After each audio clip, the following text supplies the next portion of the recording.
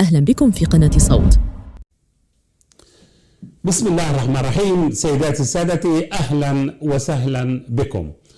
في هذا اللقاء بدي أتحدث عن هذه المجزرة اللي ارتكبها الجيش الإسرائيلي في قطاع غزة. مجزرة والذريعة هي أنه صار في قوات حماس أطلقت النار على الجيش الإسرائيلي وقتلت واحد منهم. هذا كذب. حماس ملتزمة بوقف إطلاق النار، وحماس دائما تقول وتفعل، وعندما تتعهد تلتزم وتحترم. لكن نتنياهو وإسرائيل لا يعرفوا شيء اسمه الالتزام، لا يعرفوا شيء اسمه الاتفاق. هؤلاء حقيقة جزارين. الشيء الوحيد اللي بيفهموه وبيحترموه هو المزيد من المجازر في حق الأبرياء.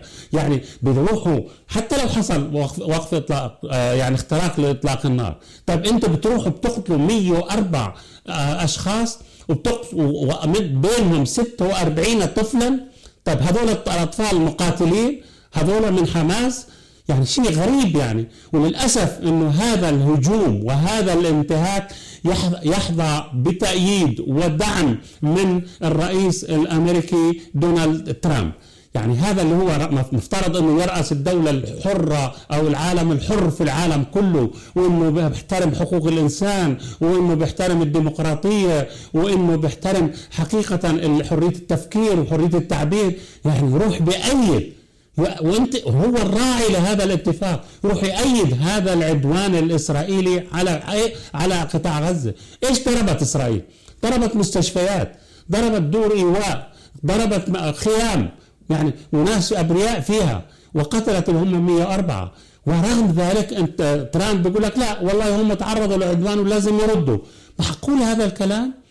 هذه هي العدالة؟ هذه هي العدالة الغربية؟ هذه هي العدالة الأمريكية؟ لا، هذه عدالة شايلوك. الآن بقول لك والله إنه الحماس ما التزمت بالاتفاق وأعادت اللي هو الجثامين الإسرائيليين الأسرى. يا أخي طب إذا بدك الجثامين بتقتل أبرياء، بتقتل أحياء. طب إيش بصير لو تأخرت هذه الجثامين شهر، شهرين، 3، 10 سنة حتى؟ بدها تعفن؟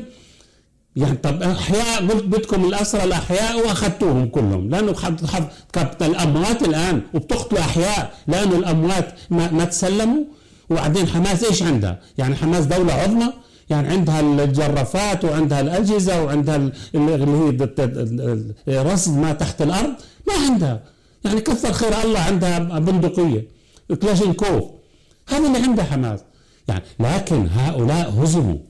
نتنياهو مهزوم. حتى الإفراج عن الأسرى ما تم بالقوة. لما أفرجوا على 20 أسيرا حيا بالمفاوضات وبالتنازلات. هذه الحقيقة، ووقف فوري لإطلاق النار. لكن الآن هو الأقوى من ترامب وبينتهك هذا الاتفاق وبيقتل أبرياء وأطفال، وخفض اللي هو المساعدات بتدخل القطاع بدل من 600 شاحنة يوميا إلى 300 و200 أو 250.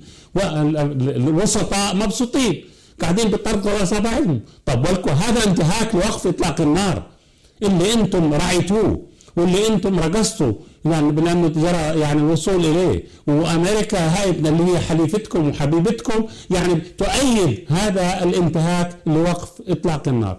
نتنياهو مش محتاج لعذر. طب هاي جنوب لبنان أو لبنان كله جرى توقيع اتفاق لوقف إطلاق النار. نتنياهو اخترق هذا الاتفاق أكثر من 6000 مرة، والطيارات الإسرائيلية أبدا ليل نهار في أجواء لبنان، والمسيرات في أجواء اللي هو العاصمة بيروت. هذا الحق مش محتاج لعذر. هذول ناس الآن انهزموا، لا حجروا ولا نزعوا سلاح حماس ولا نزعوا سلاح حزب الله ولا شيء. فلذلك هم في حالة فشل. وسمعنا اليوم اللي هو كاتس وزير الحرب الإسرائيلي بيقول بالحرف الواحد إنه إحنا سنستمر في قتل قادة حماس سواء كانوا في القطاع أو خارج القطاع. بدهم يغتالوهم في تركيا وبدهم يرجعوا يغتالوهم ربما في قطر. في غطرسة وغرور ومجازر وعقلية دموية أكثر من هيك. هذا ما حصل على الإطلاق حقيقة. يعني أنا أتوقع أنه هذا وقف إطلاق النار لن يستمر على الإطلاق ولن يحترم طالما اللي رعاه اللي هو ترامب يؤيد هذا الاختراق الصريح له. المسألة الأخرى أنه كمان أنه نتحدث عن مرحلة ثانية من هذا الاتفاق. ما فيش مرحلة ثانية، حتى المرحلة الأولى خلاص انتهت. المرحلة الأولى اخترقوها وبعدين أخذوا الرهائن، أخذوا 20 رهينة حي أو يعني أسير حي، والآن بهمهم مش ما بهمهم، ويخذين الأموات حجة وذريعة أنه لا بدي سلم. حماس ما سلمت، وتجد تأييدا من هذا العالم الغربي وتأييدا من الولايات المتحدة الأمريكية. والله هذه فعلا هذه اللي هي عدالة شايلوك، انه بدي رطل اللحم بالكامل ولم يتردد لحظة. هؤلاء بدهم رؤوس الشعب الفلسطيني كله، وبدهم يقيموا إسرائيل الكبرى، وعار على العرب أن يكونوا وسطاء.